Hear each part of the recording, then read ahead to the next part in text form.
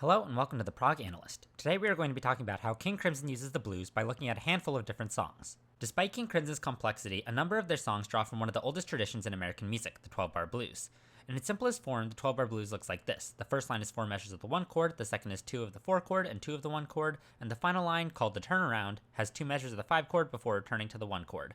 There are lots of variations on this pattern, and we'll see a few of them that King Crimson used. First, we have the famous 21st Century Schizoid Man, which uses the 12-bar blues at the 227 mark. We first have a fairly standard blues in C, 4 bars of C7, followed by 2 bars of F7 and 2 bars of C7. The only difference here is that our turnaround is 5/7 for all 4 measures, so we don't get a resolution to 1 until after the full 12 bars. Then we have the famous unison pattern at 438, which is a blues in G, as we can tell from the bass notes, which are on the root of each chord. The unison rhythm also mostly uses the G blues scale, which is very similar to the minor pentatonic scale with the addition of the sharp 4 or flat 5 blues note. And over the C7, the unison rhythm outlines a C9 arpeggio. Pictures of a City also uses the blues pattern, but I've notated it in cut time, turning it into a variation of a 24-bar blues. We're in the key of G, and our first 8 bars are 1/7, the melody using notes from the G blues scale again.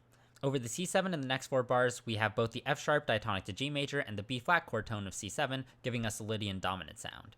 After another 4 bars of G7, we get just 4 measures of our 5/7 rather than a full 8. This cuts our form short, so we only have a 20-bar form before returning to the top.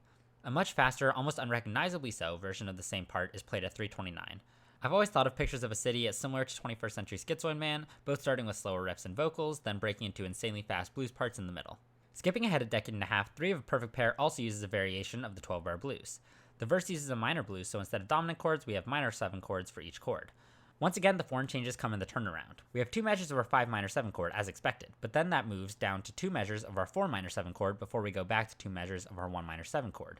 This extended turnaround results in a 14 measure form instead of 12. This piano reduction is adapted from the book The Discipline Era Transcriptions, transcribed and edited by Gabriel Riccio and Trey Gunn. I'll leave a link to that book in the description of this video. Moving ahead further in time, Prozac Blues is unsurprisingly another blues variation. The riff in the song uses notes from the E blues scale and changes to the A blues scale over the 4 chord. The first 8 measures again are the typical 12-bar blues, but the turnaround uses C7, our flat 6 chord, before going down to B7, our 5/7, and then it moves back up to C7, which it sustains until the end of the form when it goes back to the beginning, returning to E7. Going back in time, Starless by King Crimson harmonically follows the 12-bar blues pretty closely at the 421 point. The main harmonic difference in the song is that, again, the turnaround uses entirely the 5 chord and doesn't go back to 1 until the top of the form. The other interesting thing to note is that this part of the song is in 13/4 time, which I've divided in my transcription as 2 measures of cut time and a measure of 5/4. The time signature actually changes on the turnaround to being entirely in cut time, making the turnaround feel comparatively more stable.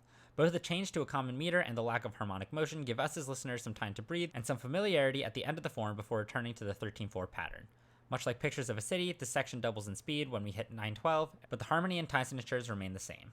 My final example is the most interesting to me. From the same album, One More Red Nightmare's opening riff uses the whole tone scale, which is a hexatonic or 6-note scale in which each pitch is a whole step apart from one another. Although it doesn't necessarily look like it on paper, each of these intervals are major thirds, created using notes of the E whole tone scale. This riff is played twice starting on E before it is transposed to start on A sharp, which is a tritone away from E, but it's our 4th note of the E whole tone scale, sort of making this the 4 chord.